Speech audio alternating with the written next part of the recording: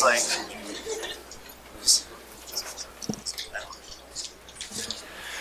Okay, thank you very much, everyone, for coming out this evening. Appreciate you being here. This is our regularly scheduled City Council meeting on October 6, 2025, and it is just after 6 o'clock p.m. We did have a workshop prior to this meeting where we did discuss the Caldwell sign code, some concerns that have come up from some entities, some sign companies in town, and so that was discussed and their concerns, and there will be some follow-up meetings in regards to that, but no decisions were made in regards to that. And then also we were able to receive an update from Mr. Roger Brooks in regard to the work that he's been doing in his firm, meeting with the businesses and other entities throughout the city in regards to the next step of how we continue to make Caldwell a great place with Indian Creek Plaza and beyond. So I appreciated that and his enthusiasm for our amazing community here in Caldwell. So we will begin this evening with an invocation offered by Bill Sperry of Caldwell Christian Church. Bill, it's great to have you here. If you please come forward. And then if the audience would please stand for the invocation, and then if you'd please remain standing afterwards for the Pledge of Allegiance. Thank you, Mr. Mayor and Council, for inviting us. It's always a privilege to begin City Council meetings this way. Thank you for that. Let's pray. Heavenly Father, we come to you tonight in the name of Jesus. We thank you, Lord, for the city of Caldwell. We thank you, Lord, for your hand upon each one. We pray your blessing on the city, on the council, on our first responders, Lord, every person that's involved in our city government. We ask, Lord, for your blessing, your wisdom and direction in this meeting tonight. We're going to be careful to give you all the praise and glory. It belongs to you. It's in Jesus' name we pray. Amen. Amen. Thank you. I pledge allegiance to the flag of the United States of America and to the republic for which it stands, one nation, under God, indivisible, with liberty and justice for all. Thank you again so much, Bill, for being here and for starting us with that prayer. We do appreciate that very much.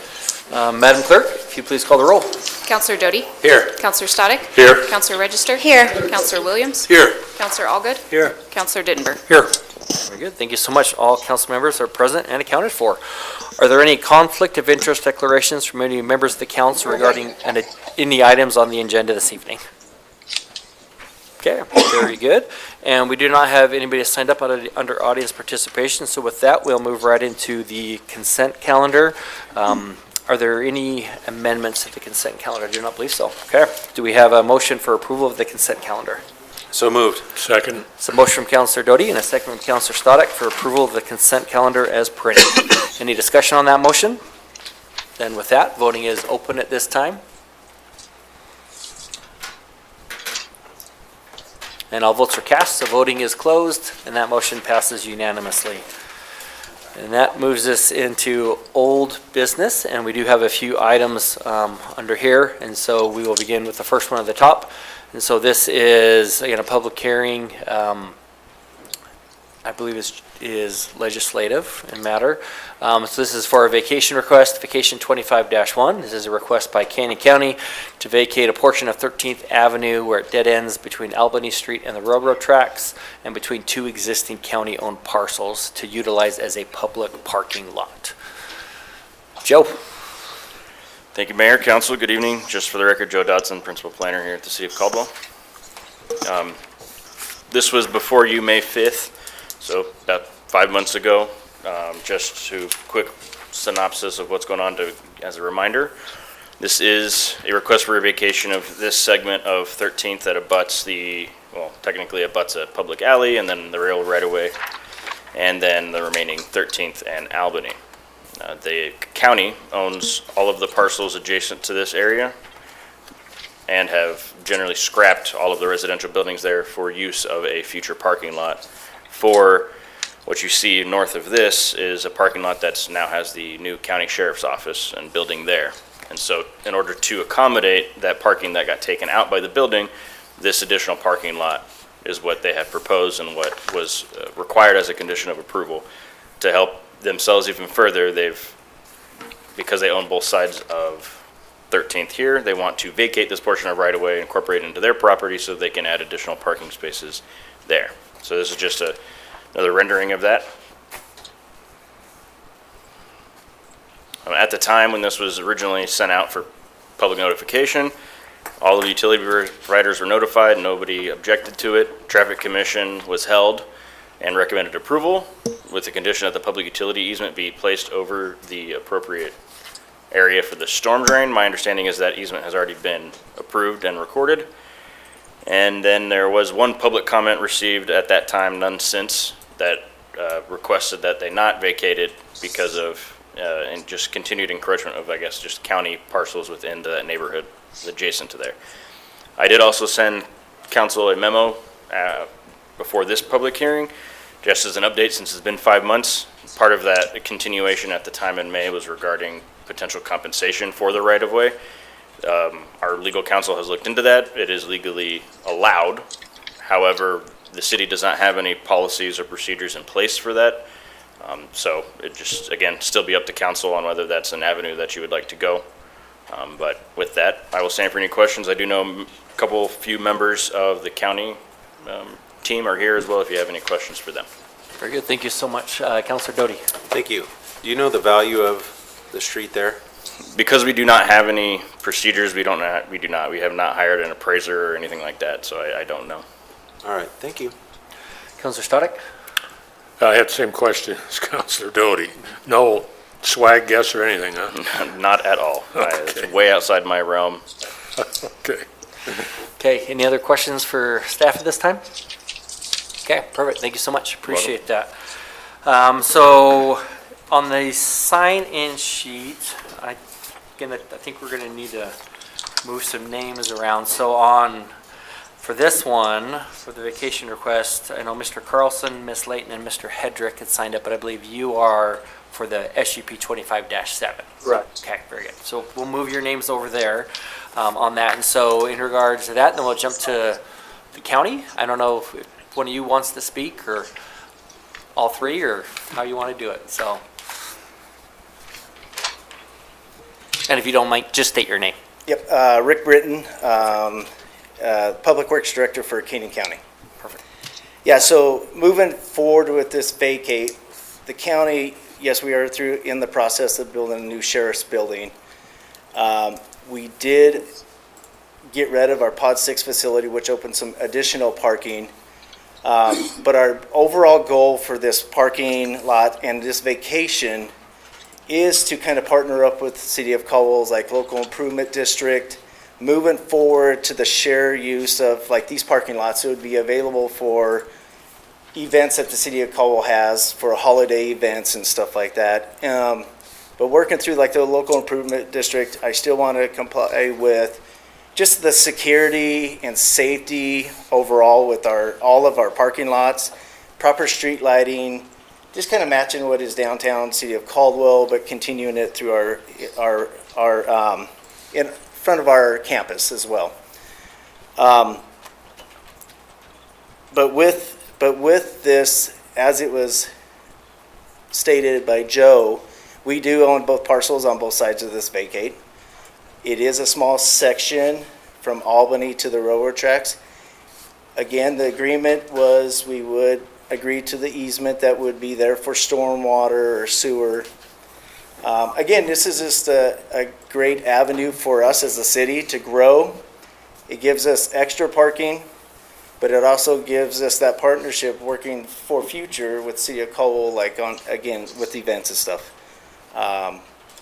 Again, we are continuing improving our campus on a daily basis, yearly basis, and again, just improving it for the public and for our employees.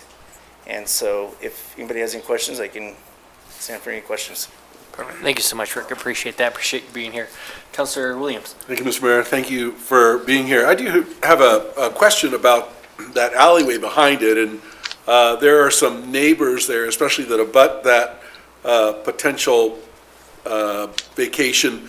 Will there still be egress into the alley from the parking lot so those homeowners can get to their their home with ease, they park on the backside there, or have you not So- planned that far? So on that easement, on the backside of that alley will remain open from 14th to 12th. So that alleyway is part of the railroad. We're not touching that alleyway at all. So that will remain open. There will be a side entrance for one area off the backside to get into there. But most of it will be off of 12th and Albany. Okay, thank you. Any other questions for Rick? Just- Councilor Dittenberg? Mr. Mayor, my question is along the same lines as Councilor Williams. There's two residential properties that will be on both sides of this vacation, whatever it is the county decides to do with that. Will that become the default parking space for them, or how will parking on that lot be enforced, if at all? Yeah, so no, on both sides of this vacate, the county owns that property already. We've already demoed out these structures that were there. So again, the county already owns that. So to the property line to the east, the property owners have the parking in front of their residence as we speak. That's how they park now, is off of Albany itself. And then again, on the other side, going to the west of that vacate, that's continuing to 3 parcels that we just bought this previous year. It will continue and connect to an existing parking lot that the county already owns. Councilor Stoddick? Yeah, Mr. Mayor, Rick, on the parking end of this, there won't be any signs that says county parking only or city employees only? I mean, will it be available to the public, or? Yeah, so again, any of our parking lots are open to the public. You know, we have thousands of people come in on a daily basis, especially on the days that we have jury trials. It gets very, very hectic, and sometimes there could be 1,500 people coming in, or, they could do 2 or 3 jury trials in one day. And again, this just helps for that overflow as well. And yeah, this might be a smaller section of this easement, but this really, we can just adapt this whole easement right into our parking lots and be able to utilize everything, or this vacate, I should say. And again, there's no signage, anybody can park there. Again, this is where we're trying to go with this, just this partnership, like after hours. Like county closes at 5, that parking lot goes down. 5 o'clock, people are out. And again, for your, City of Caldwell's holiday events, I mean, this is a good shared use. I mean, you guys could use our parking lots, maybe it's shuttling people from there downtown. Again, the county is open to this idea. So guarantee no restrictions then, correct? No restrictions. Okay, thank you. Any other questions? Okay, very good. Thank you so much. Thank you. Appreciate that. Commissioner Holton or Mr. Rath, did you want to speak at all? No. Okay, very good. So I do have one individual signed up in neutral. Again, just want to make sure it is on the right form. Tom, and I apologize, the last name, Tarantinal? Is anybody here lives on River, I believe it says River Stop Road in Caldwell, number 74? Nobody? Okay. Okay, then that is all then nobody else has signed up in regards to this item. So with that, I'll close public testimony. I guess we didn't really need, it's legislative, but, so we'll move into a motion from the council, and then we'll have a discussion on that motion. So do we have any motions? Councilor Williams? Thank you, Mr. Mayor. Just of note, there are a lot of moving pieces right now between the city and the county, and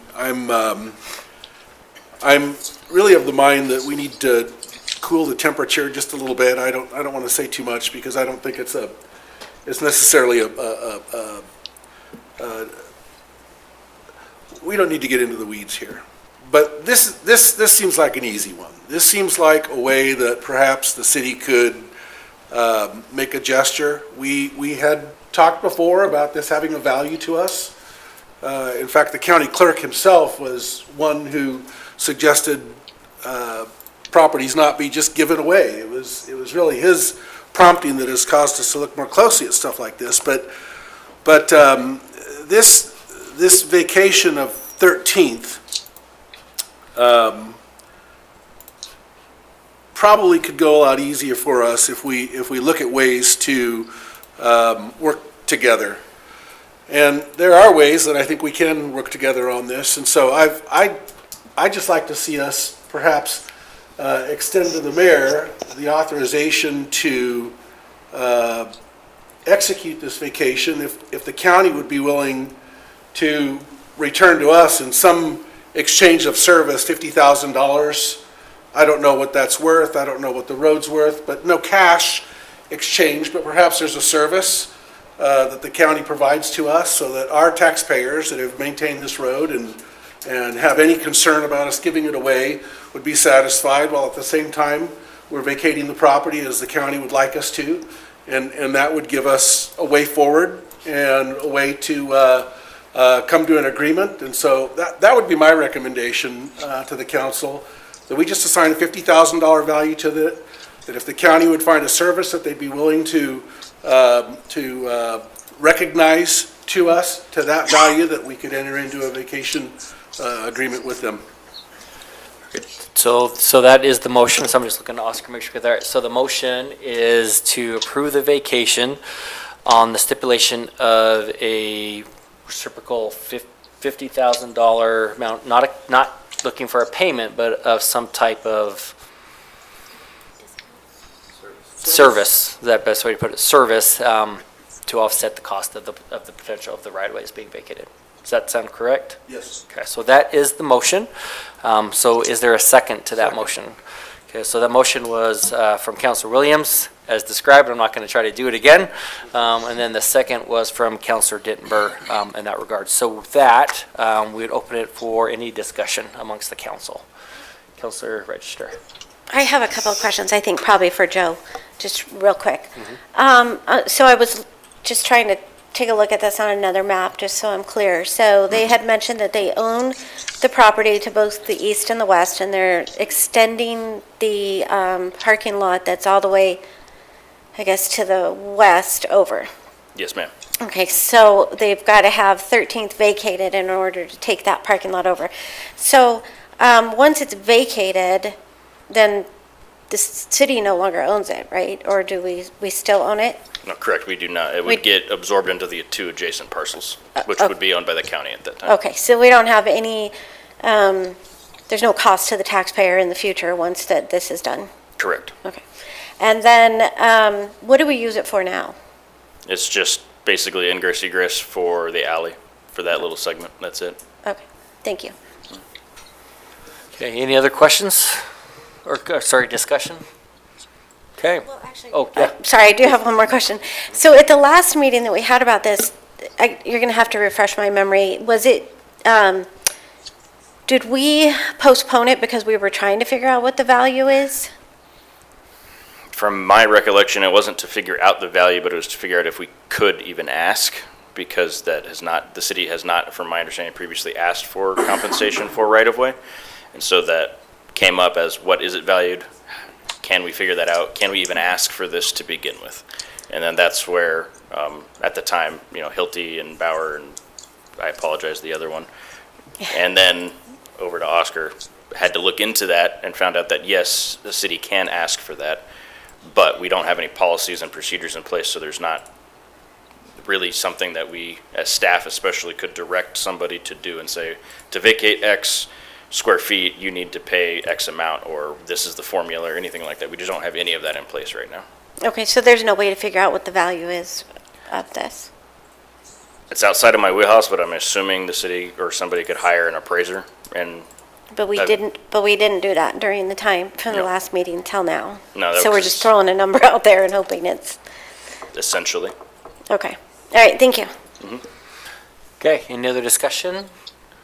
Counselor, oh, all good? Yeah, no, I just kind of want to echo Counselor Williams. Like he said, we have a lot of irons in the fire, we have a lot going on. I am just more than anxious to make an agreement, get you guys moving forward. I completely understand where you're at with the new building, there's going to be a lot of parking there.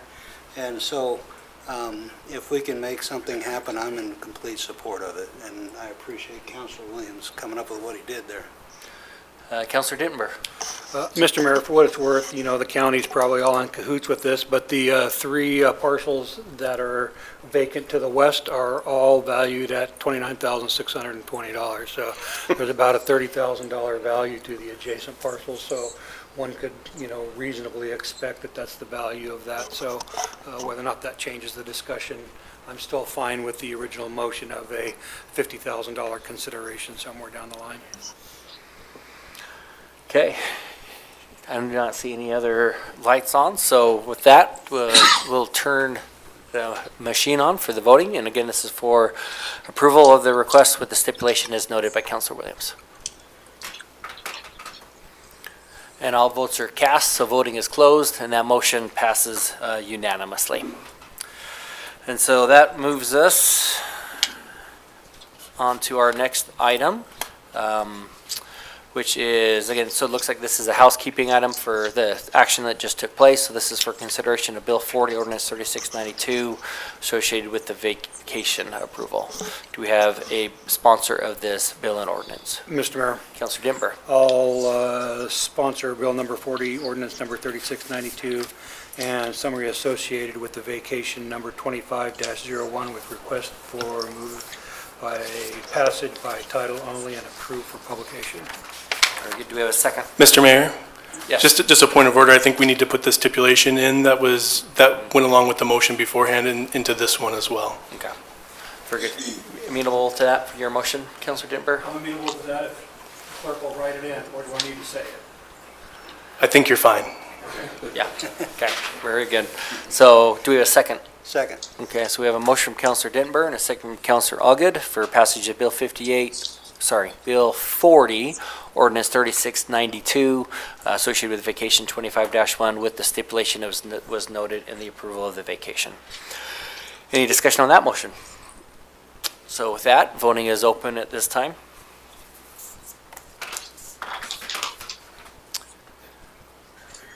And all votes are cast, so voting is closed, and that motion passes unanimously. Now, that moves us into old business number 3, and so this is a quasi-judicial public hearing. So this is for case number SUP 25-7. This did come before the council on August 18th in regards to a request for a single building with 12 residential units located at the south side of Thomas Jefferson Street, 800 feet east of the intersection of Smead Parkway. So, Katie, it's all yours. Thank you, Mayor and Council. Katie Wright, Associate Planner, 205 South 6th Avenue. Before you is this expansion of Lexington Sky Apartments, SUP 2507. This was continued from August 18th. And it was analyzed under the new code, and there was no previous recommendation from the hearing examiner or Planning and Zoning Commission, as it does require a decision straight from City Council. The project location is .82 acre parcel located on the southwest corner of Adam Smith Avenue and Thomas Jefferson Street, east of Smead Parkway. The site has frontage along Thomas Jefferson. The project site is currently surrounded by the existing Lexington Sky Apartments to the north, a municipal park to the south, Thomas Jefferson Charter School to the east, and vacant land to the west.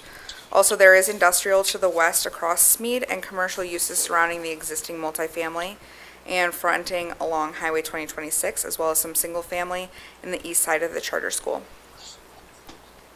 There are 4 developments within a 1-mile radius of the subject site that are either actively under construction or have been approved for entitlements. The application before you tonight is for a council-level special use permit to allow for multifamily large-scale in the R3 zone for the parcel shown in red. The subject site was annexed into the City of Caldwell in 2000, ANN 3000, with the initial zone of C3. In 2024, a comprehensive plan map amendment and a rezone were approved by this council, changing the zoning from C3 to R3. And those case numbers were CPM 2313 and ZON 2312, with the anticipation of this SUP application to expand the existing Lexington Sky Apartments. The parcel was rezoned again in 2024 into the R3 zone with the intent for this development to be proposed in the future. The purpose of the R3 urban residential zone is to provide areas by zoning procedures in accordance with the comprehensive plan, that which allows for multifamily townhomes, row housing, mixed-use buildings, and live-work units. This zone is situated along or near major streets such as collectors and arterials.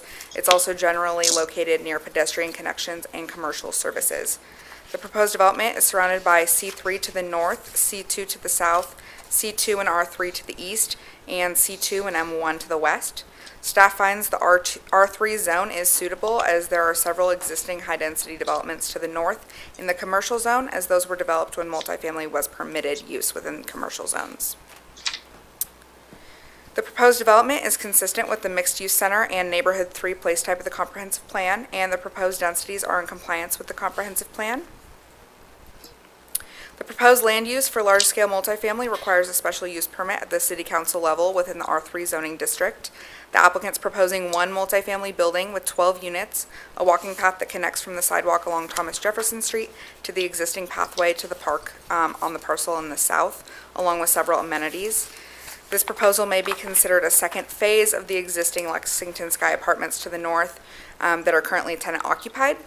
And the proposed development project has been analyzed for compliance with city codes and policies, and staff finds the proposed development is in compliance with all parking and landscaping requirements, all bulk standards for lot size, setbacks, frontage, and height of buildings, and the proposed development is in compliance with all other zoning standards. The proposed development will have adequate site access, and all utilities are available or will be available as outlined in the engineering staff report.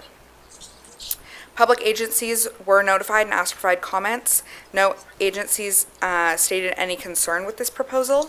Staff did receive 2 public comments since the last city council hearing. An email was received from Rebecca Dubzinski in opposition due to safety concerns about this development adjacent to a school. And then another email was received from Jody Endicott in opposition due to incompatibility of the proposed development adjacent to a school. Staff recommends that if council approves the special use permit request, that such request is subject to the conditions as specified in the findings of facts, conclusions of law, and order of decision. And thank you, and I stand for any questions. Thank you so much, Katie. Appreciate that. Counselor Allgood.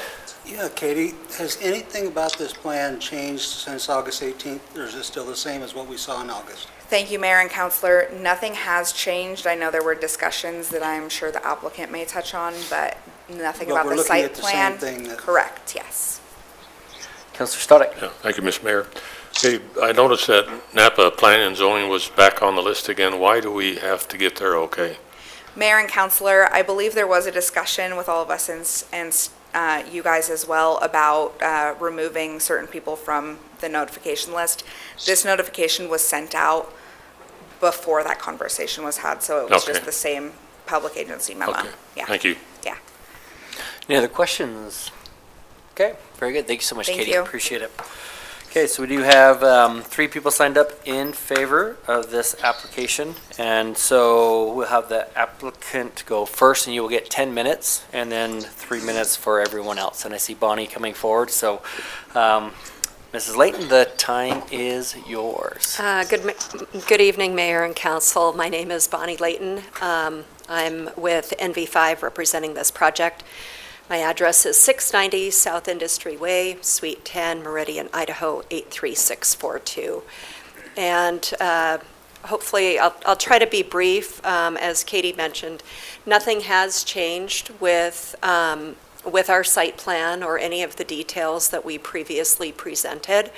My client is here this evening to testify on some additional efforts that were made post-hearing. I wasn't involved in those discussions, so it's best that he cover those. So maybe I'll yield some of my time to him if possible. Yeah. That might be a better use of our time this evening. So just quickly again, in the future land use map, we did a zoning modification, and then the future land use map did change. Our zoning designation still complies with that. As you can see, we're adjacent to a beautiful city park, which we believe is a great location to have residential units so that the residents can use that facility. It's also very close to major employment centers, so having residential in that area is also very beneficial. These are some images, again, of the location of the site and some of the park around there. There's the ball diamonds, and then, of course, there's the more like a regular city park and the BMX track. And maybe I'll back up. This whole area was initially designated industrial back in 2004. And it was part of the Urban Renewal Agency area.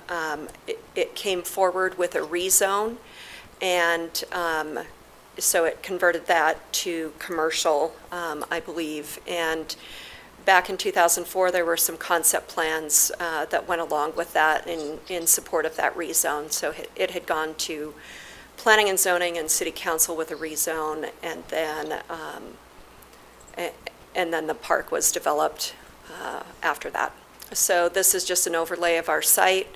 As I mentioned before, this project will actually connect to and have use of the apartment complex to the north. This is kind of a phase 2. It's an infill piece, so we believe it works well. We're providing pedestrian connectivity from Adam Smith Avenue down the western side of our site, which is the kind of on the bottom of our site in this image, that connects to the pathway that's through the ball diamonds there.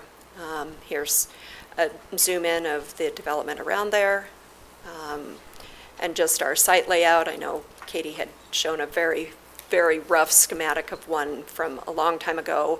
But again, we've developed this site with all of the amenities that are required and in compliance with the code. We are not asking for any variances or exceptions to the rules. This all complies. As you can see, we've got those big diagonal lines through the site are the power lines for Idaho Power. So there's an easement that constrains the site, but we believe we've developed a plan that makes good use of the site. Here are the details of the project again. It's 0.81 acres. The density that we have is listed there. So the proposed density is 15 units, dwelling units per acre. Of course, in this zone, we could max that even higher, but we're providing the parking that's required. Here's some more details. The elevations, this is designed to match the buildings across the street, so it's in a cohesive manner. So we have the 84 units, and then we've got the project site as shown here. Here are some aerial photographs that I added since the last presentation, just to kind of get a better perspective of what has been developed kind of around the site, and then also sort of how the city park and the ball diamonds fit into that as well. And so with that, I'm happy to yield my time or stand for any questions. Very good. Thank you so much. Appreciate that. Questions from council? Okay, I don't see any. Thank you so much. Appreciate that. Oh, Mr. Carlson, if you'll please come forward.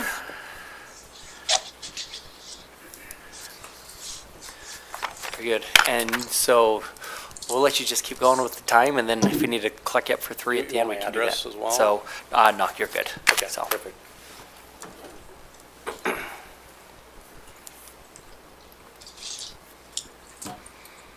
All right, city council members, mayor, thank you for your time this evening.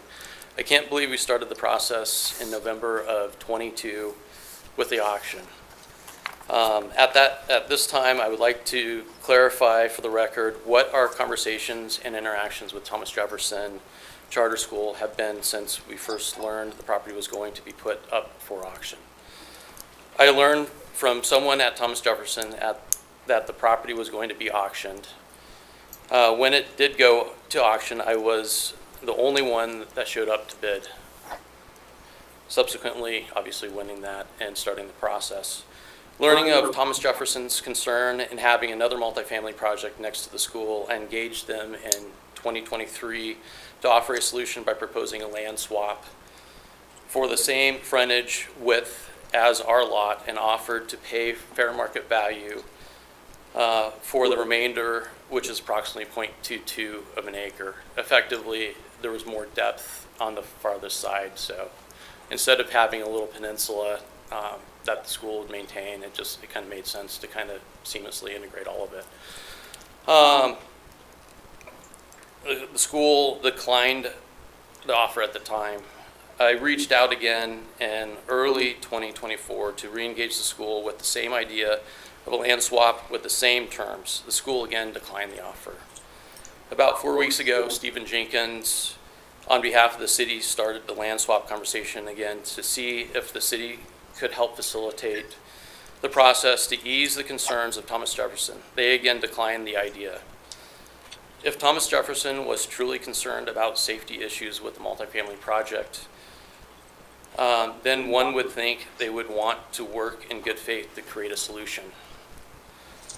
I believe very strongly in being a good neighbor and continuing to work with our neighbors around Lexington Sky Apartments, including agreeing to be a safe harbor location for the students of Thomas Jefferson in the event of a lockout. I also believe very strongly in what the city continues to do to move forward to facilitate and create a strong community.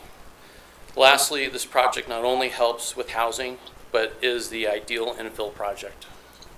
Thank you. Yeah, thank you so much. Appreciate that. Any questions from council? Mr. Carlson? Okay, very good. Thank you. And really appreciate you being here. Thank you so much. And Scott Hedrick is signed up in favor, but not to testify. That's correct. Okay, thank you so much. No one signed up in neutral, and we do have 3 people signed up to speak in opposition. Douglas Thompson. So if you'll come forward, please. And you'll have 3 minutes to share your testimony. Thank you for allowing me to speak today. I'm glad that we have this opportunity. I just want to mention I'm a longtime resident of the area. I actually spent some time living in Kimball and Elgin, just down the road here, 40 years ago. It hasn't changed a whole lot in that area, but that's a different discussion. I will say that I also live in the Nampwell area. I'm in the Caldwell area of impact, but I have a Nampa address, one of those weird spots. I have a vested interest in Caldwell. I've seen the growth that's happened. I've seen the development, and I think it's been great. I think that Caldwell has done a lot of really good things. As far as the school goes, Thomas Jefferson Charter School, when I look at the map, there's something that wasn't mentioned. On the east side of the school, there's housing, but nothing was said about the canal. There's a canal right there. Thomas Jefferson is landlocked. As soon as these apartments go in, they're landlocked. Why does that matter? Apartments are great things. I used to live in an apartment. I used to live in a trailer. I live in a home, a single family dwelling now. They're useful for different things. Where they're at does matter. I did a little bit of research. I'm not a professional in this area, but my research has shown that when you have apartments built around schools, the criminal rate goes up 142%. Where do I base that on? I base that on Caldwell schools and data gathered from those areas. 142% increase in criminal rates. Nothing against apartments. Like I said, I used to live in one. But I think we should consider that when now the school will be landlocked. There's no room for any place to go. They're surrounded completely by apartments and a canal and a ball field with a parking lot next door. I don't know if I agree with some of the earlier statements, but that's okay. I think that there's more work that could be done. I think that we could work with other entities besides apartments and put that land to better use than what's been proposed. So I would like you to reconsider approving this and let that be tabled for a further discussion. Any questions for me? Very good. Thank you so much. Any questions? Okay, thank you so much. Okay. Appreciate you being here. Jody Endicott.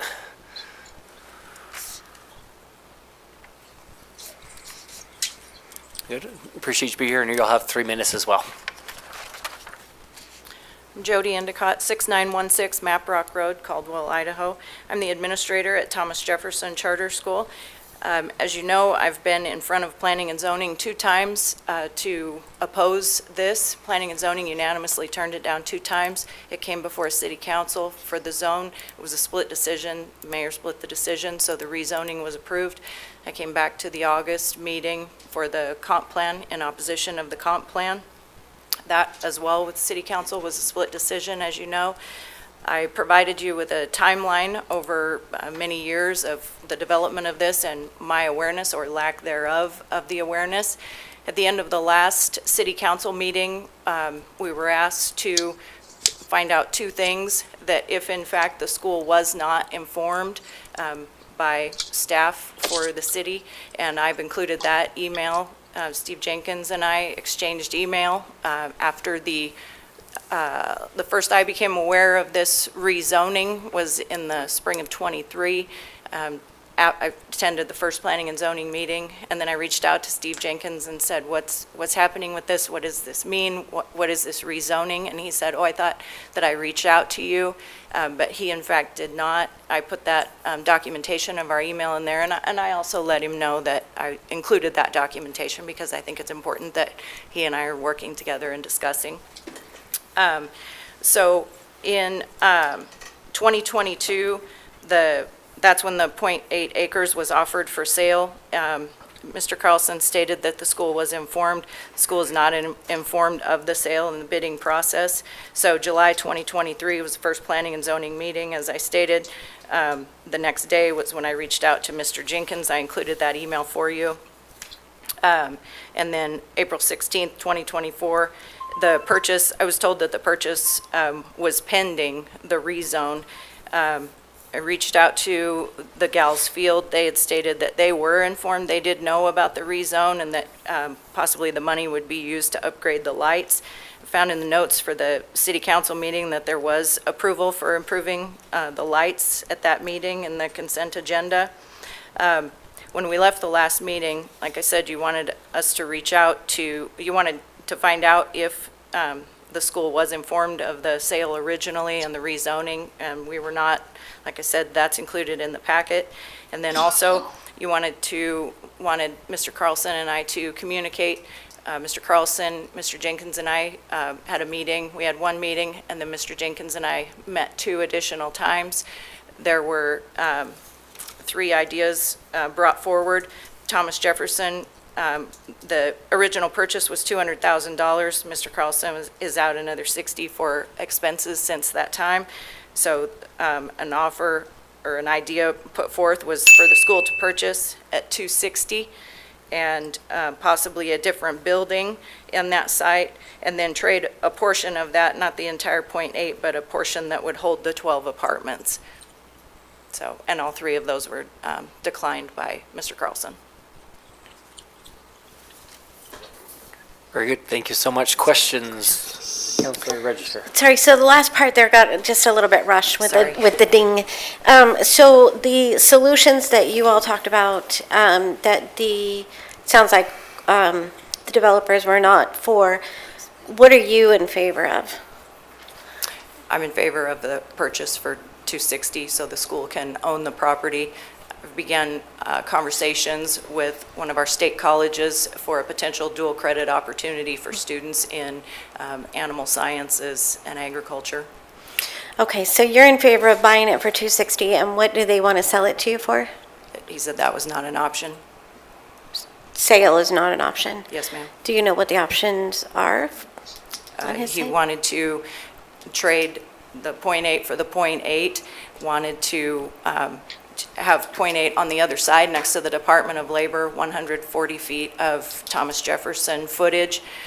The concern with that is for the whole .8, the .8 that he has right now, half of it's under power line, so to my knowledge, there's just the ability for a 12-unit high-density housing right there. Potentially on the other side, then we would be looking at more housing just a few feet further. Originally, I think 2 years ago, the school did put the land up for sale, the 3.3 that the school owns. There was interest from an athletic complex that has since decided not to do that. They did their complex in Dallas, Texas, and Mr. Carlson put a bid in at that time, and his request was for 74 apartments on the 3.3 acres, and the school was not interested in that. Okay. So the school is interested in purchasing for $260 Yes, if ma'am. it were for sale. Yes, ma'am. Now, the other question that I have for you, I know my concern about this project is safety. Yes, ma'am. And I also feel like since it's right up next to a park and the BMX track and all that, it can be better used. It's just my opinion. I wish the city actually owned it and could put some kind of services there that benefit the community, especially right there next to the school. But my question for you is, what is your number one concern about it being there? Is it the safety? What is it for you? Yes, ma'am, it's the safety. Since there are 55 apartments in the West Park addition, be to the north of the school. There are 84 apartments, 82 or 84, I don't want to misspeak. With the Lexington, I think it's 84. Just the increase in the garbage, the dog poop, the vapes, the extended parking, traffic, theft. We've had items stolen from our storage shed. In fact, ironically, the evening that I spoke in the most recent meeting, we were actually being robbed at the time that I was standing at the podium speaking. And then the extended vandalism that we're experiencing. And over the summertime, thank goodness there was no one in school. A gentleman drove through the fence that we've added since to provide safety. A gentleman drove through the fence, causing great damage, actually drove onto the playground, breaking through the fence. So I know at the last meeting, there was a comment about, well, we already have one on the other side, so what's the big deal about just adding this? So I just want to sort of highlight that you have had problems with the existing apartments as it pertains to the school with all the things that you just mentioned. So by putting in another complex, you're worried about increasing those same problems on top of the safety and the other things that we've talked about, and that you're willing to purchase the land. Yes, ma'am. Okay, thank you. Councilor Stoddard? Thank you, Mr. Mayor. I don't want to blindside the chief here, but I was just wondering if he would agree to the crime rate regarding the statement that they made. It's up that much around apartments. Yeah, I know you're out of uniform, but sorry. It'll be several months. Thank you. Mr. Mayor, with Council Stoddard, yeah, anecdotally, I can say that apartments generally do bring in more crime to certain areas around schools and stuff, just because there's a lot of children and stuff. But anecdotally speaking, and without the actual facts in front of me, without running the numbers, I can't say that the crime is up 150% like the gentleman said. But anecdotally speaking, I can say that yes, crime around apartments does go up. It depends on the apartment, obviously. These seem very nice. But, you know, it's just, without the numbers, I can't give you a definitive answer. Okay, thank you. Thank you, Chief. Any other, Councilor Dittenber? Yes, I have some questions if you're ready to answer. Yes, absolutely. So you had mentioned in your discussion, I guess with Council Register's question about, you know, what you would like to see that property used for, you know, some sort of an ag extension or whatever. Do you have plans for that ag extension? Not at this time. I've just begun conversations. Okay, and so you don't have funding for it, or you don't have a plan for anything, it's just kind of something that would ideally fit in that space? That's accurate. Okay. And then you said your place was robbed while you were here last time. Do you know, did they catch that individual, or do you have any proof that it was from any of the surrounding apartments? I don't have proof. They did not catch the person. I have the person on videotape and the vehicle, but our resource officer was unable to make out the license plate. Okay. And we heard at the last meeting, and you said it here, do you have any pictures of trash on the ground, or do you have any pictures of dog poop or dog feces? It seems like we're getting this really bad picture of what apartments can do. And as a manager of apartment complexes for almost 20 years, those things are almost hard to swallow. So do you have any proof of what you're talking about? I don't have any pictures of dog poop. I brought a vape in, or kids brought a vape to me that was on our playground. And of course, I have pictures of the driving through the fence. And the parking. Our buses have are using a different route now because they're unable to get down the street. You can't drive 2 cars wide down the street now with the addition of the 84 apartments. Thank you. Any other questions?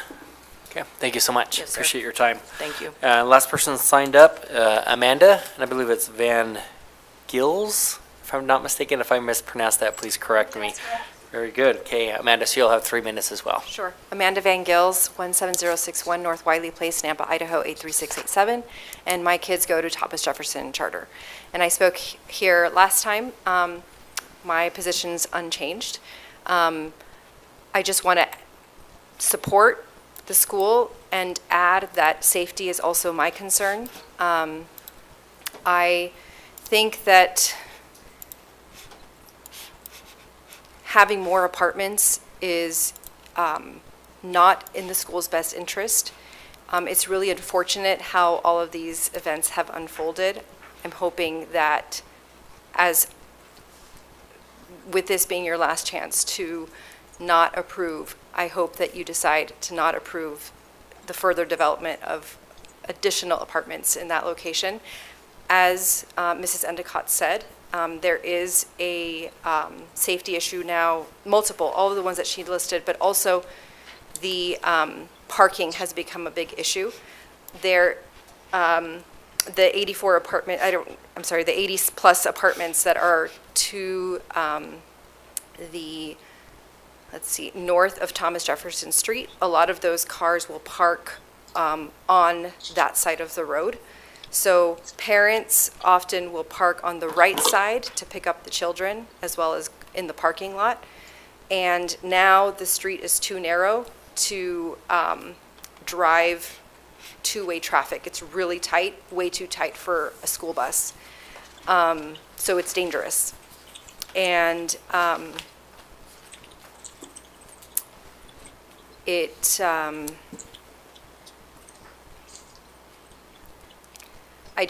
I think that there's better use of the land. There's other things that could be done with that land that would be beneficial to the school, and I'm also concerned that building those apartments and the fact that this is now owned, that piece of land is owned by somebody else other than Thomas Jefferson. No one has talked about how having that piece separate, sorry, I apologize.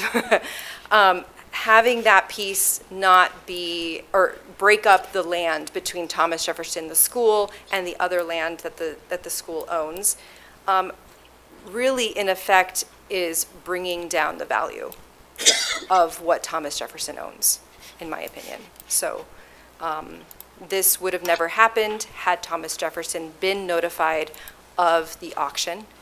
I do not believe that's accurate, what was told before. Thomas Jefferson was unaware of that auction. Otherwise, they would have purchased it. They had that money ready. Thank you for your time. Appreciate it. Thank you. Appreciate that. So that is all that is signed up to speak. So we'll have rebuttal, and I don't know if Mr. Carlson or Ms. Layton, which one of you wants to come up and provide that? And then you'll have 3 minutes for that as well.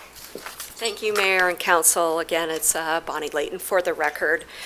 Thank you again for your time this evening. Just want to touch on a couple of things. I've actually been on the city side of the table before in a past lifetime and understand that there is a certain process and procedure for any public property, city property, required by state statute. There's certain notifications that need to happen, advertisements that need to happen.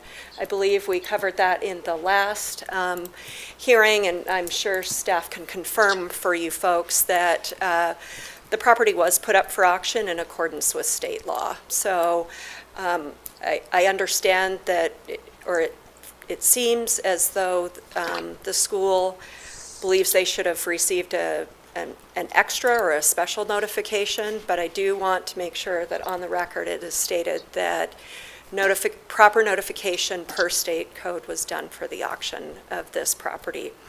In looking at the history of this, I sort of went back to the beginning, how did we get here? And Initially, when this was rezoned, actually, the school was supposed to be in a different location.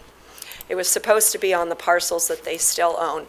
That's what went through planning and zoning. I have some exhibits here that show that.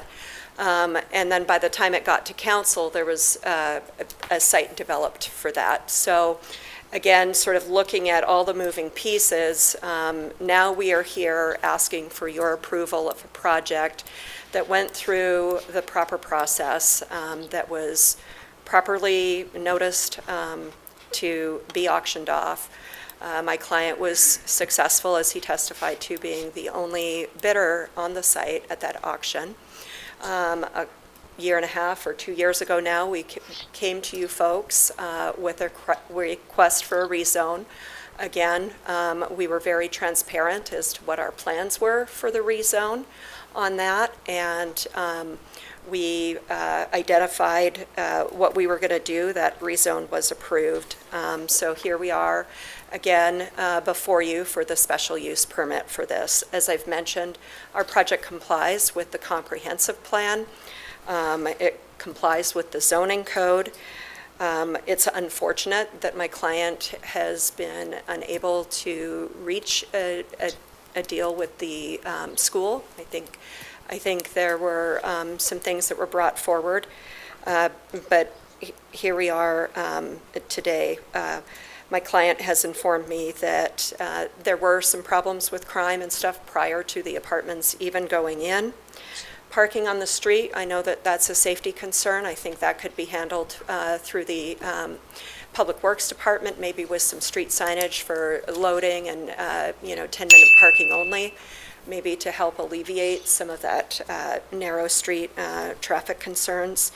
I know there were some other concerns about safety that were brought up at the last hearing. I'm happy to answer any questions. I've done some research just based on those conversations, but in general, we believe this is a great infill project. It works well with the project across the street. We believe that it'll provide connectivity, which will help encourage folks to actually, from that northern portion, come down through our site and use the ball fields and the park and the amenities. It'll be an easier access to get to those. And so with that, I appreciate your time this evening, and I'm happy to stand for any additional questions. Perfect. Thank you very much. Appreciate that. Questions? I do have one, if the council members don't. So, again, appreciate Mr. Carlson's testimony he provided, because he did indicate that he had spoke with some individuals at the school multiple times.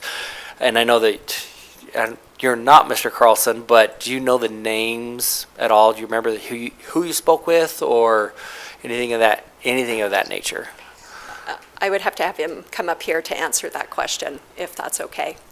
Yeah, or do you remember who you spoke with, or? It was Matt. Okay. It was Matt. So, again, and not trying to throw anybody under the bus at the school, just, it's kind of nice to have like the name on that, so, okay. Yep. That was the only question that I had, so. Okay. Okay, and I don't see any other, so that is all. Thank you so much. Appreciate it, Bonnie. Thank you. Okay. Oh, yeah? Okay. Nope, you're good. Thanks. Okay, so with that, we're going to close public testimony at this time. Again, this was a continued case, but we did want to allow for full testimony to be re-given. And do appreciate Mr. Carlson to be here to provide that additional information in that regard. So with that, I'll turn this to council for any motions, and then we'll get into discussions on. Mr. Mayor? Oh, yes. Oh, yes. If I may, I'd just like to make one housekeeping note from legal. I want to caution the council, the testimony and information regarding the land acquisition or auction and the land swap that was discussed between the parties are not items that should be considered in the council as part of this SUP application. So as you consider the deliberation, please bear in mind that those are outside the scope of the quasi-judicial review before the council today and not part of those conditions. Perfect. Thank you so much. Appreciate that, Oscar. So I see there's 3 green mics. I'm not sure. Mike started. Mike was first? Okay, Councilor Dittenber. Well, I don't want to take everyone's, thunder, so I think I have several things to say about this, and as council, we have to make these decisions based upon the facts. The facts are presented to us today. And so these are the facts that I wrote down. And the first fact is this property is privately owned. And we would be walking in dangerous territory if we suggested that a private property owner sell a property or swap a property. That's a dangerous precedent to send, that we don't think that you should own the property or you shouldn't own. So the fact is, you own the property, and without regards to any of the other stuff that the council warned us against, you're the property owner. The second fact is that this project conforms with the law. Planning and zoning staff, they came up here, they said it conforms with the law. They've met all the requirements. And the other fact is that the project and the applicant also followed the proper procedure. So we are a people of law in Idaho. We believe in low taxes and the rule of law. Those are our two main things. And so the rule of law is that you're a property owner, you followed the law, you followed the procedure, you did everything like you were supposed to do. And this project is, according to me, a fact that it is consistent with all the other developments in the neighborhood. And so it meets a high standard for me to approve it. Now, there were allegations of dog feces and there were allegations of high crime. We didn't see anything presented into evidence that was factual. We didn't see a crime report. We didn't see a calls for service stat. We didn't see any pictures. We didn't see anything. And so, and then finally, I want to commend the applicant, because what we think about it being there or not being there, this was a pretty thoughtful application. And I say that because the 12-plex, the single building 12-plex, is located adjacent to the park and adjacent to a parking lot. We don't have any windows looking into anybody's backyards. There's no concern about second stories looking into classrooms or anything like that. The second thing that was thoughtful is they placed the parking in a place where there was a utility easement so that it was, the housing was safely away from the utilities. With regards to the increased parking on the streets, that's nothing that we can do. There's no indication that the applicant that did a legal application and meets all the requirements of the law is going to create any additional parking issues on the street that they have no control over. So for that reason, I am going to make a motion that based upon the findings of facts and conclusions of law, that Caldwell City Council hereby orders case number SUP 25-07 on behalf of Lexington Partners LLC, a multifamily development to consist of a single building with 12 residential units, is approved with the conditions as outlined within the staff report. Good. So we have a motion from Councilor Dittenber for approval of SUP 25-7. Do we have a second? Second. So again, a motion from Councilor Dittenber and a second from Councilor Williams for approval of the request. Is there any discussion on that motion? Councilor Register? Yes, thank you. I appreciate all the facts that Councilor Dittenber put out. I have one fact of my own well, I guess I should call it my opinion. In my opinion, I do not think we should be putting a developer's interest over the safety of our children. End of story.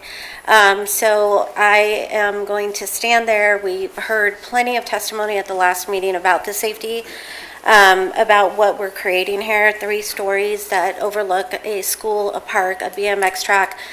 You're basically opening this up for additional problems outside of what was already mentioned, again, in my opinion. I do have a question, though. Somebody said that this was denied by Planning and Zoning. Is that, Commission, is that correct, or? Mayor and Councilor, this application did not go before any other hearing body besides council. Okay, I appreciate that.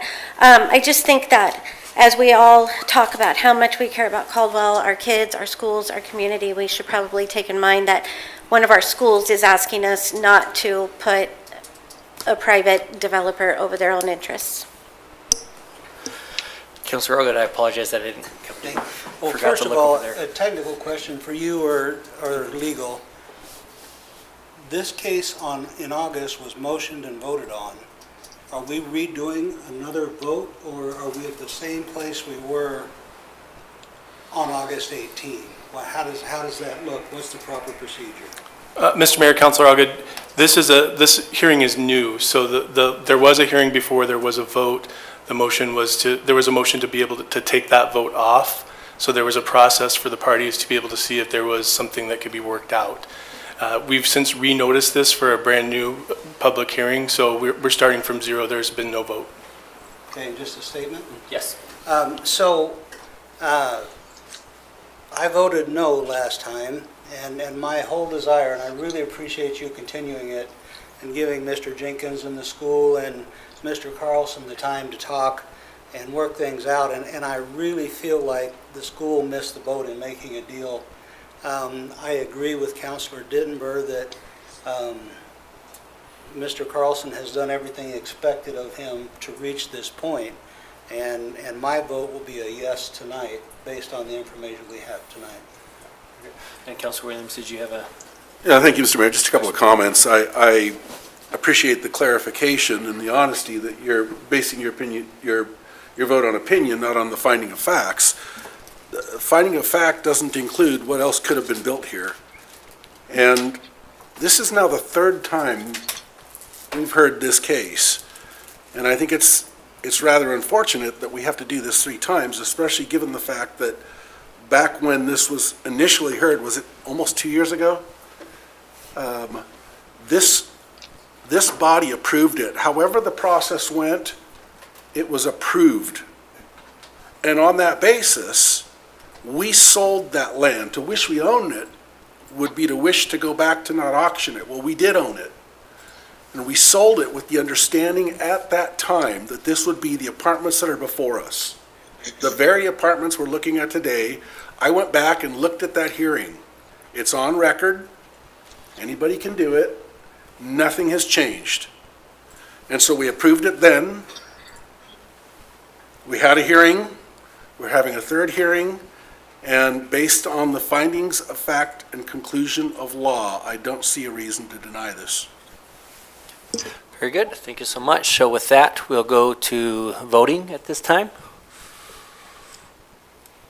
So voting is open. And all votes are cast, so voting is closed. And that motion does pass with 4 in favor and 2 in opposition. Councilor Stoddard and Councilor Register are voting in the negative, and the other 4 council members voting in the positive. So that concludes that case. And I do want to thank all parties involved for taking that extra time. I think it was worth it to make sure that every potential option was looked at. So thank you for your patience and understanding on that. Okay, so that moves us now into new business, which is usually just when the night is getting started, but it's actually pretty quick under new business tonight. So we do have just a few items of new business. First one is... Mr. Mayor, we still had number 4 on there. Oh, yes, thank you. I forgot to look at the paper and on the screen. Thank you for the reminder. So yes, we do have one more, sorry, of old business. I appreciate Councilor Stoddard bringing this to our attention. So this is in regards to... Carrie French. Carrie French, so yes. We had several meetings regarding the display of Carrie French. She was killed in the Iraqi War. And I know they put a memorial up at Boise, and some of the feedback that we got from that is that there's a lot of veterans and the families, they just don't care to drive all the way into Boise to see the memorial. So we had a meeting about it to see whether we could put something together and have a memorial in front of the Caldwell Veterans Memorial Hall. And so far, we've raised $63,000 to do it, which isn't too far off of what it's going to cost. And it's going to be a full statuette of Carrie. She's 5'7" high. And anyway, the detail in it is just tremendous. This statuette doesn't really give it justice, but I want to pass that around. But we're pretty close to meeting our goal to have this put up full size in front of our Memorial Hall. The statuette itself will be, full-size statuette will be completed in January. And because of the winter months and everything, we've got folks that'll donate, the foundation and everything else, and I think we'll get it up by June. And I just wanted to let everybody know that we're going to get it accomplished, and the family really, really appreciates it, and so do the local veterans that were in the Iraqi War, that we're going to do something at the hall. So That'll be all, Mayor. Yeah, no, very excited. And I think that date in June, it's either, is it her birthday or is it the day that she was killed in action? I think it's Day one she of was those killed two. in action, yeah. So that's the goal Yeah. on that. And yeah, that, thank you, Mr. or Councilor Dittenberg, for putting that up there for people to see. Yeah, very, very special person, graduate of Caldwell High School. And yeah, so that's very, very special. So appreciate you bringing that to everybody's Yeah. attention. And please, if you are interested, please look into that. Donations are always welcome, of course, to help fund that and to do that, those great things for our community. Yeah, so now we can get into new business.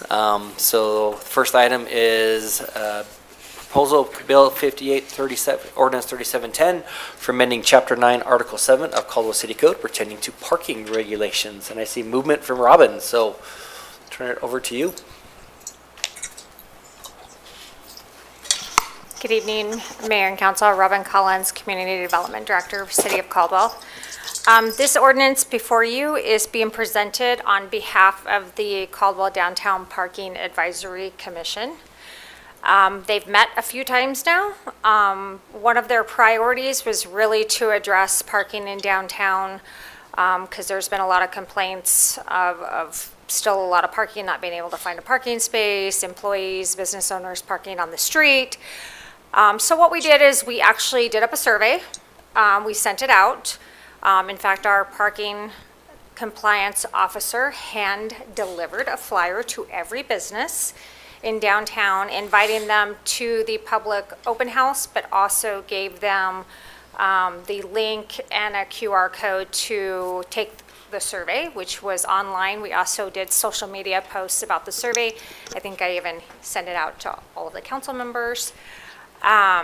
We got about 300 people that took the survey,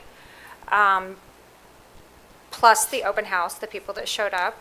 And what the Downtown Commission decided, there was different options on 3-hour parking, which is currently in the code right now, or 4-hour parking, or a combination of both. And they had based their decision on the comments they received. They wanted to do a combination of 3-hour and 4-hour parking. So you'd have 3-hour parking in the very core that surrounds Indian Creek. And then when you get to Fifth and Kimball, it would go out to 4-hour parking for just a couple, I think it goes from Kimball to 10th. And then just Fifth, along Fifth, is 4-hour. Everything else outside of that is still free. All of the parking lots are still free. This is just on-street parking. So this code amendment before you is to reflect that 3 and 4-hour change. The other change they did make is the current code states 9 to 5, 7 days a week. They are proposing 9 to 5, Monday through Friday only. So there would be unrestricted parking on the weekends.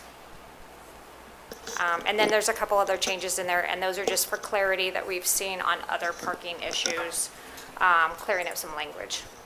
And I'll stand for questions. Okay, very good. Thank you so much, Councilor Stoddard. Yeah, Mr. Mayor. Robin, I'm just curious whether there was any coordination with Roger Brooks and his group relative to their experiences on downtown parking and limitations. Mayor and Councilor Stoddard, there was actually. Okay. From the discussion I had with Roger, he felt like it either needed to be all 4-hour or 3-hour in the core and then go out to 4-hour, which is what we did. Okay, thank you. Very good. Any other, Councilor Dittenberg? Robin, I see that we approved in the consent agenda some equipment for your parking enforcement people. So this is the change to the code that kind of lets us put that equipment to use. Is that correct? That is correct, because currently, right now, we haven't put any signage up down there because we were kind of waiting to do the survey and get a recommendation from the Downtown Commission. And now that we have that, if council approves this, then we'll order signage, we'll get that software going. Our parking officer will be able to walk around in downtown and actually have a mobile handheld that will scan license plates and be able to issue tickets right from the handheld. And then instead of tracking everything manually on a spreadsheet the old-fashioned way, we will be able to track everything electronically, which will be really nice. Very good. And Councilor Allgood. Yes, I'm the council liaison to the parking committee, and I got to say, they're doing a great job. They are doing a great job of simplifying a very complicated issue. They're just kind of taking the bull by the horns and speaking frankly, which I really appreciate. You know, as politicians, sometimes you can't speak exactly what you think, but these guys are, and they're doing a good job of it, guys and gals. And so I support what we're doing here, and I think by the end of this thing, we'll have a good plan in place. Excellent, thank you so much, appreciate those comments. Councilor Doty. I won't take up much time. I think Councilor Allgood hit it. I just wanted to say that I've attended those meetings. We appreciate his representation as well as their citizens that volunteer for that for no money. So, Thank you so much, appreciate that. So with that, Mr. Mayor, I'll make a motion. yes, Sponsor Bill number 58, ordinance number 3710 in summary, amending Chapter 9, Article 7 of Caldwell City Code pertaining to parking regulations with a request to move for its passage by title only and approved for publication. Second. so it's a motion from Councilor Doty and a second from Councilor Stoddard for passage of Bill 58, ordinance 3710. Any discussion on that motion? So with that, voting is open at this time.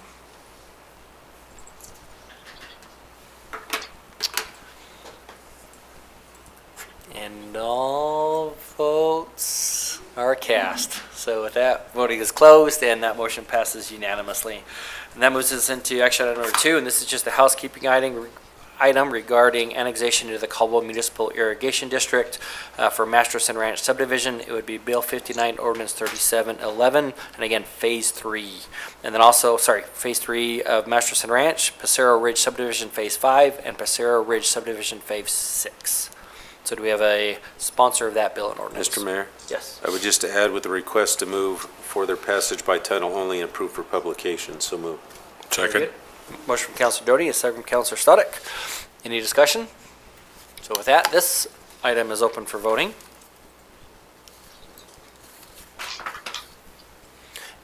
And all votes are cast, voting is closed, and that passes unanimously. And that moves us into finance report.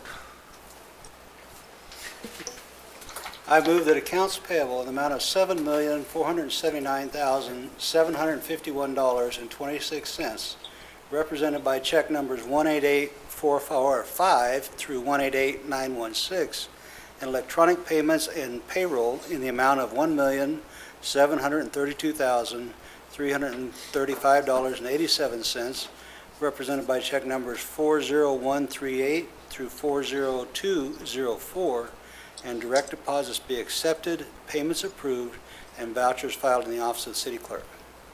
Do we have a second?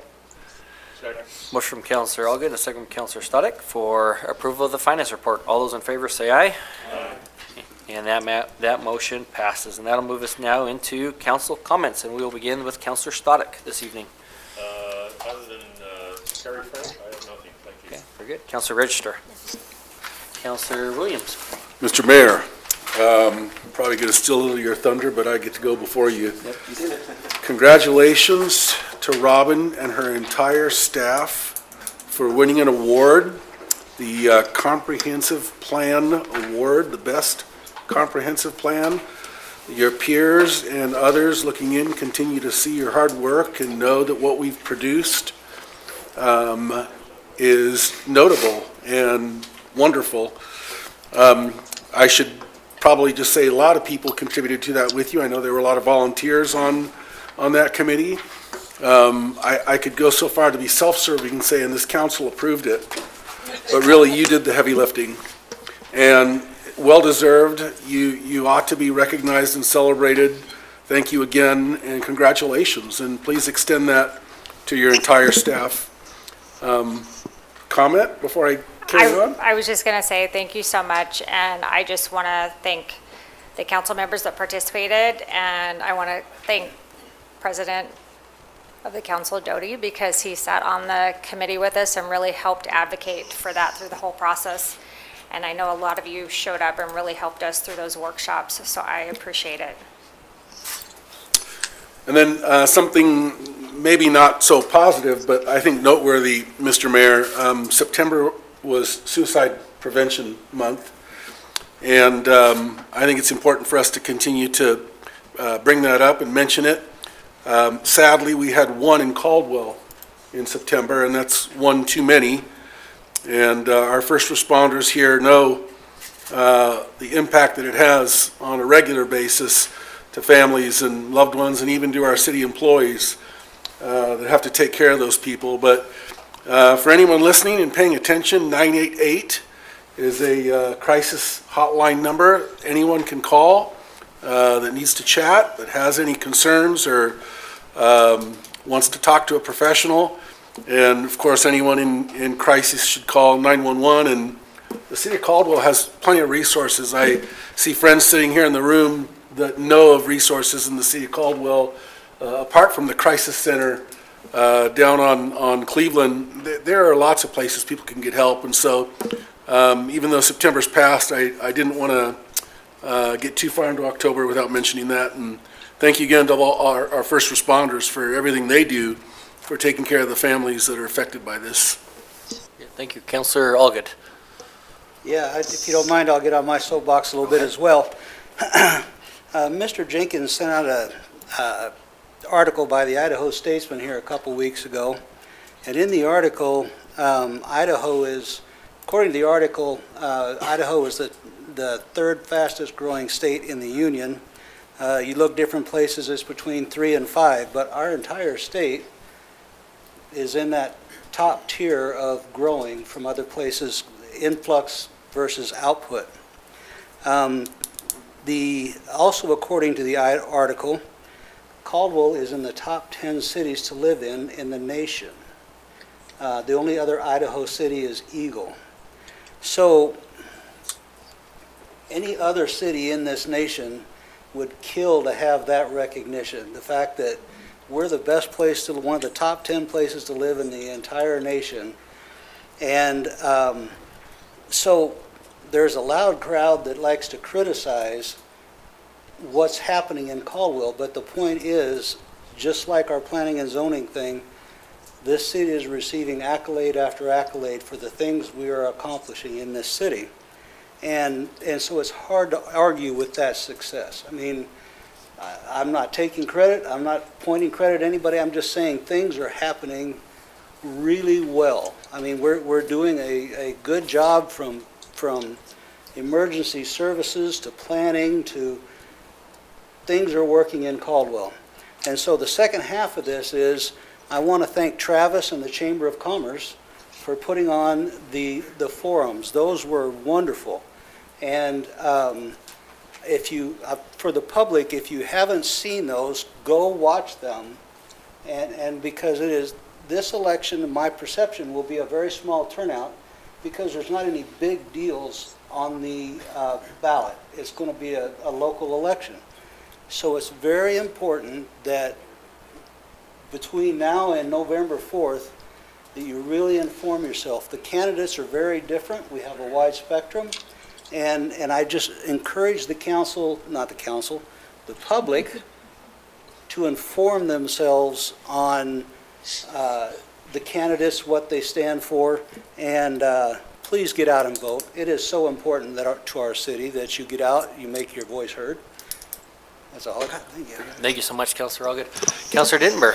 Well, shoot, they took all the winds out of whatever sale I thought I had. But I want to echo, Robin, congratulations. Good job to you and your staff on a remarkable comprehensive plan. And even though from time to time we have little hiccups and maybe, the sign issue is a little hiccup, it's still a great plan. And I applaud you and your staff for that. And along with what Councilor Allgood said, this city is moving in the right direction remarkably. Not just, oh, hey, we're almost there. We're moving remarkably there. This last week I had a chance to participate and speak at a conference in North Idaho with rural communities, and the rural communities are starving for the success we have. They are starving for the budgets that we have. They're starving for the ability to do the things that we do in Caldwell. And so we should not wish for a time when we were more rural, or we should not wish for a time when we go backwards, because we are at exciting times in Caldwell. And, in addition to all the good information about Caldwell, if I'm not mistaken, one of the articles also happened to mention that Caldwell was one of the top 10 places in the nation to improve your financial situation. There's plenty of business opportunities, growth opportunities, and Caldwell is just a remarkable place. And I would encourage anybody who believes that to share that and to counter those who think that it is not a great place, because it is a great place.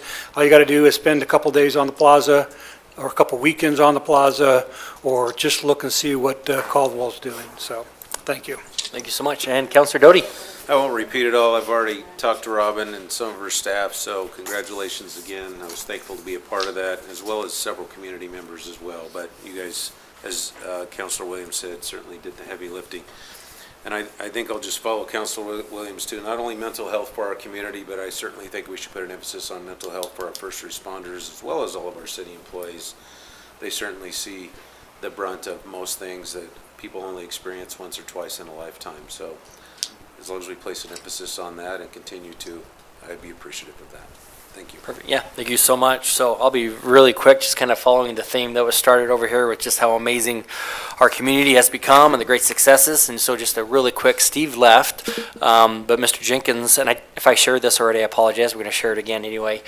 He was at a conference, he received a grant for brownfield development to look further in that. So he was at a conference in Chicago, and this was a national conference, and people all over the country come to learn about, okay, how do you use this money you've been granted to increase and to improve your city and do those things. And he was sitting in class, and they're like, we're going to show you some examples of some of the best examples across the country. And guess what popped up? Indian Creek Plaza in Caldwell, Idaho. And here's Steve sitting in the audience from here. Nobody had an idea, a clue that he was there. And so how many times is that happening without us knowing? If that happened that one time. So it's just cool that, across the country we're being noticed, and we are now being used as the example for all others to follow. And that goes back for many years. Like Councilor Allgood said, it's really, there's, those that came before us and those that are here now, and so many other people in the community, like the porters that are sitting here right now have been involved so much for so many years, and so many others that without everybody pulling and pushing in that same direction, we wouldn't be where we're at now. So it's pretty awesome that we are at the top and maintaining that. So that's all I have. Appreciate everyone for being here this evening. We did not have anything for executive session, so that means we are adjourned.